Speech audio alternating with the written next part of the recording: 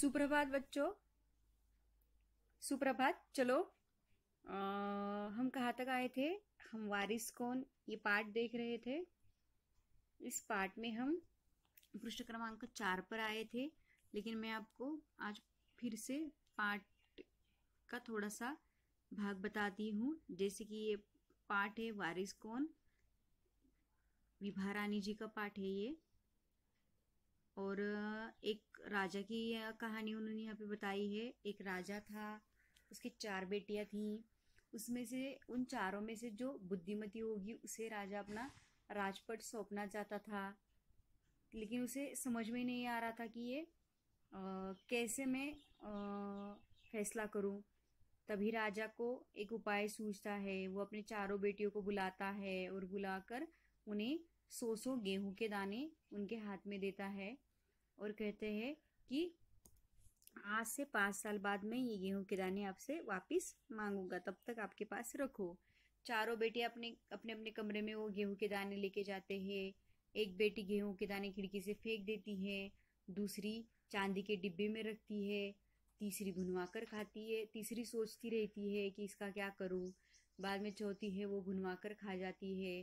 फिर तीसरी जो एक राजकुमारी है उनमें से वो राजकुमारी सोचती है कि अगर पिताजी ने ये गेहूं के दाने दिए हैं तो सोच विचार करके ही हमें दिए होंगे। वो सोचती है। फिर 5 साल बाद वो दाने बोती है अपने बाजू वाले जमीन में।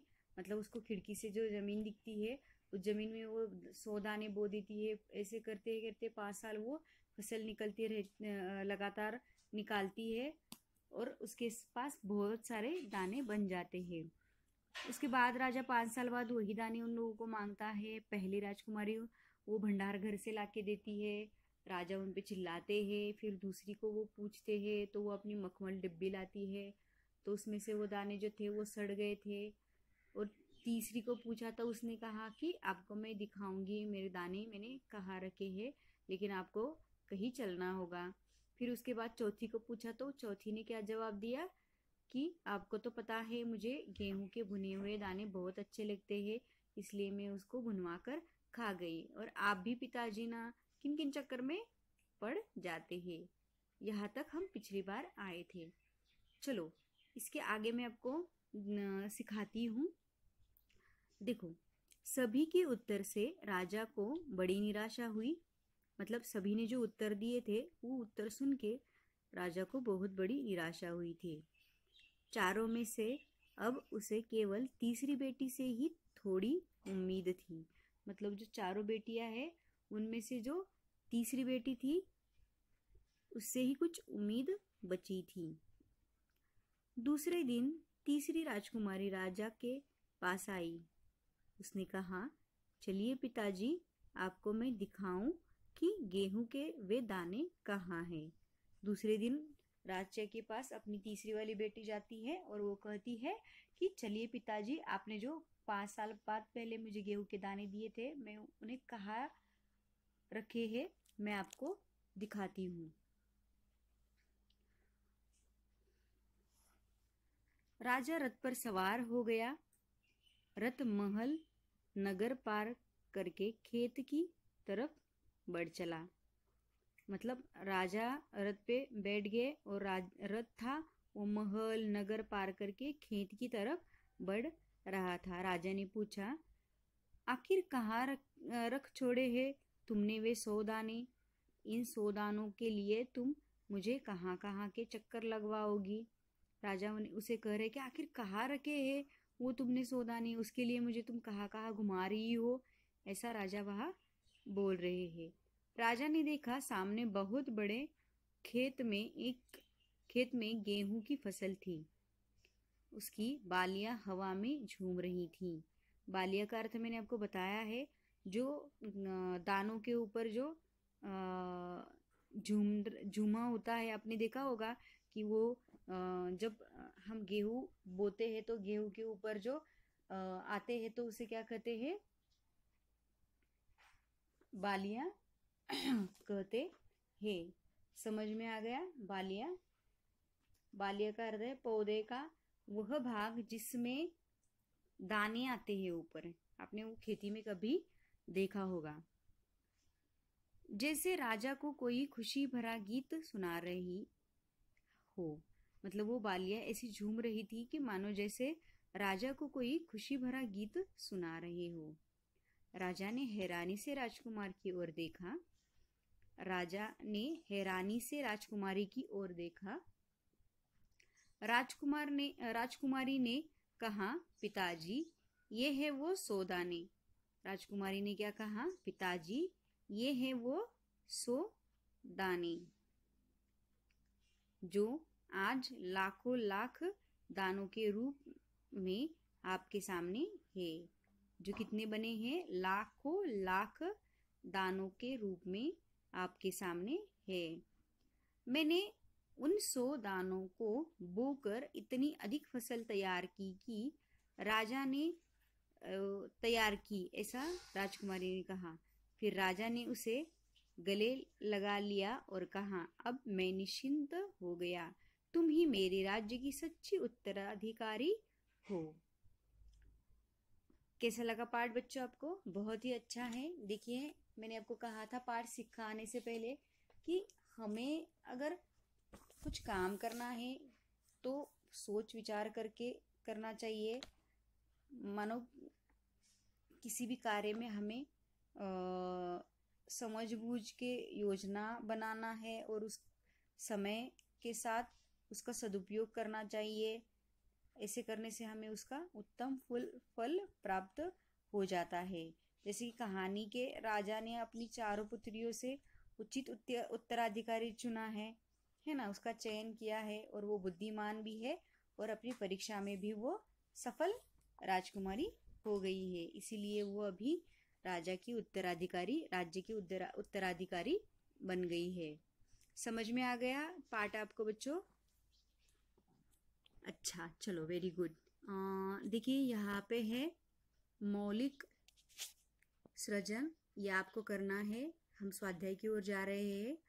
अपने आसपास घटित चतुराई से संबंधित घटना लिखो। आपके आसपास ऐसी चतुराई वाली जो घटना होगी तो आपको वो लिखनी है। ये कार्य आपको ही करना है। ये था हमारा मौलिक सृजन। स्वाध्याय लिख के ले रहे हैं ना आप लोग?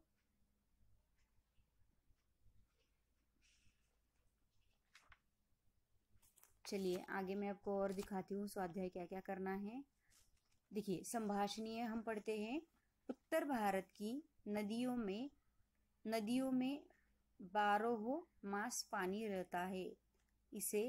इसके कारणों की जानकारी प्राप्त करके कक्षा में बताओ। उत्तर भारत की नदियों में 12 मास पानी रहता है। इसके कारणों की जानकारी प्राप्त करके कक्षा में बताओ। अभी तो हम कक्षा में नहीं है, इसलिए आप अपने घर में ही ये अंतर्जाल से ढूंढकर पढ़ सकते हैं और घर में ही चर्चा कर सकते हैं। श्रवणीय भाषा की भिन्नता का आदर करते हुए कोई लोकगीत अपने सहपाठियों को सुनाओ। भाषा की भिन्नता का आदर करते हुए कोई लोकगीत अपने सहपाठियों को सुनाओ। आगे है पठनीय।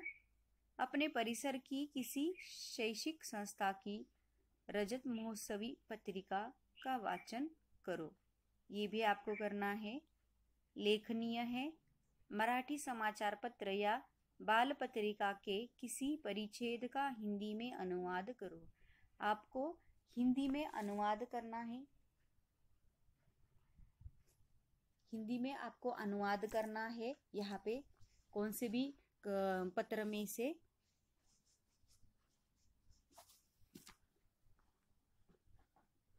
यहाँ पे आपको बताया गया है कि मराठी समाचार पत्र या बाल पत्रिका के किसी परिच्छेद का हिंदी में अनुवाद करो। आपको अनुवाद करना है। यहाँ पे आपको पता है अनुवाद किस तरह से किया जाता है? मैं आपको बताती हूँ। अनुवाद के कुछ नियम होते हैं।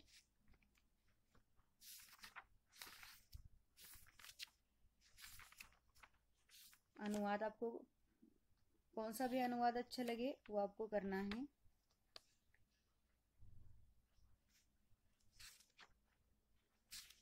मराठी की है तो आपको वो अनुवाद करना है।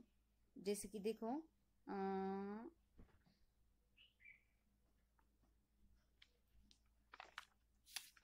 मैं आपको एक अनुवाद यहाँ बना के दिखाती हूँ ताकि आपको समझ में आ जाए कि किस तरह से अनुवाद करना है। अनुवाद के लिए शब्दों का ठीक ठीक चुनाव करना है आपको।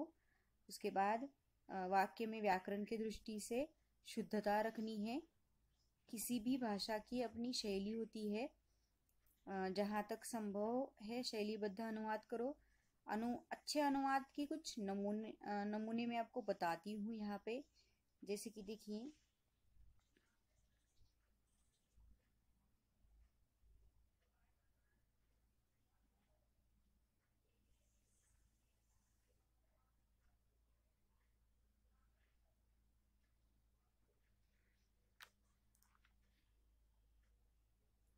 देखिए मैं आपको बताती हूँ जहाँ जैसे कि राम लवकर उठ, स्नान कर आणि दूध पी। अगर ऐसा है तो आप कैसे बोलेंगे?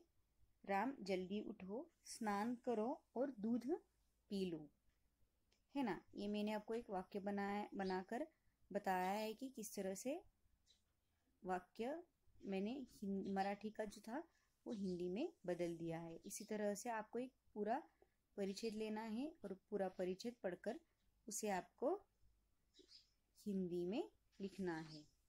चलिए, तो आपको यहाँ पे बस लेखनीय लिखना है और मौलिक सृजन का कार्य भी आपको लिखना है। आगे हम चलते हैं हमारे स्वाध्याय की ओर। जैसे कि सूचना के अनुसार कृतियाँ करो, उत्तर लिखो। गेहूं के दानों का चारों बहनों ने किया। अभी आपको बताना है गेहूं के दानों का चारों बहनों ने क्या क्या किया, बताइए। तो मैंने आपको बताया था कि चारों बहनों ने गेहूं के दानों का क्या क्या किया है। हाँ बताइए।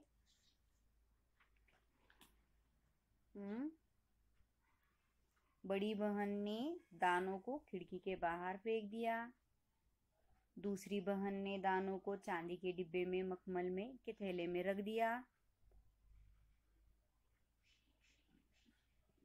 तीसरी बहन ने दानों को अपनी खिड़की के पिछले वाले जमीन में बो दिया और चौथी बहन ने उसे भुनवाकर खा डाला। इस तरह से इन चारों बॉक्स में आपको उत्तर लिखने हैं।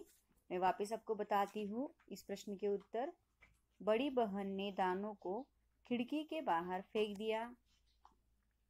दूसरी बहन ने दानों को चांदी के डिब्बी में मखमल के थैले में रखा। तीसरी बहन ने दानों को अपनी खिड़की के पिछले वाले जमीन में बो दिया।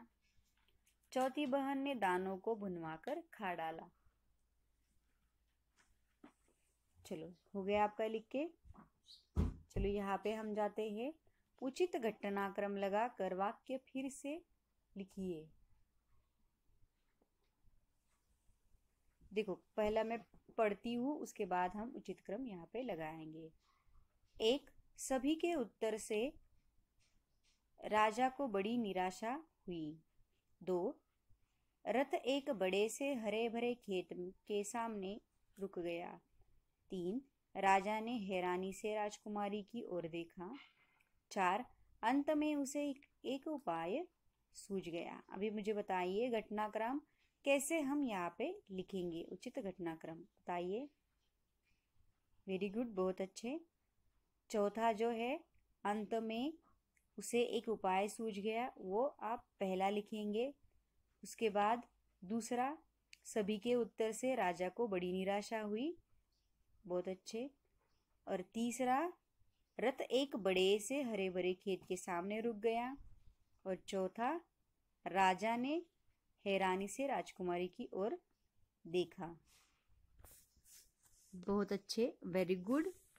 चलो, ये हो गया हमारा प्रश्न क्रमांक 2। अभी हम प्रश्न क्रमांक 3 की ओर चलते हैं। सही विकल्प चुनकर वाक्य फिर से लिखो। जरूर इसके पीछे कोई डॉट डॉट होगा। क्या है इसका उत्तर? मकसद। जरूर इसके पीछे कोई मकसद होगा। 2, सो में उन्हें डॉट डॉट खा गई। सो में उन्हें भुनवा कर खा गई।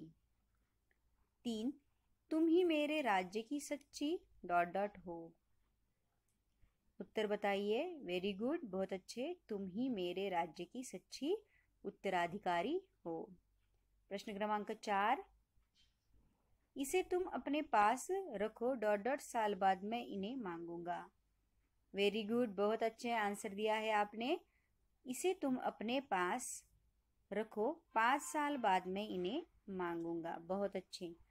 आगे आपको नीचे लिखना है परिणाम लिखो। परिणाम लिखो, उसमें से पहला है गेहूं के दानों को बोने का परिणाम। बताइए। गेहूं के दानों को बोने का परिणाम क्या हो गया? गेहूं के दानों को बोने का परिणाम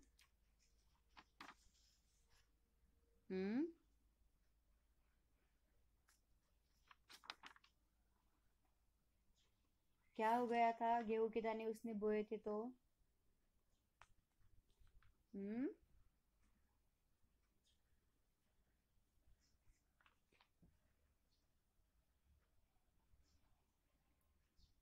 मैं बताती हूँ आपको। गेहूं के दानों को बोने का परिणाम, वे दाने लाखों लाख दानों के रूप में हरे भरे खेत में हवा में झूम रहे थे। क्या परिणाम हुआ था उसका? गेहूं के दानों को बोने का परिणाम, वे दाने लाखों लाख दानों के रूप में हरे भरे खेत में हवा में झूम रहे थे। ये हो गया हमारा प्रश्न 1। परिणाम लिखो।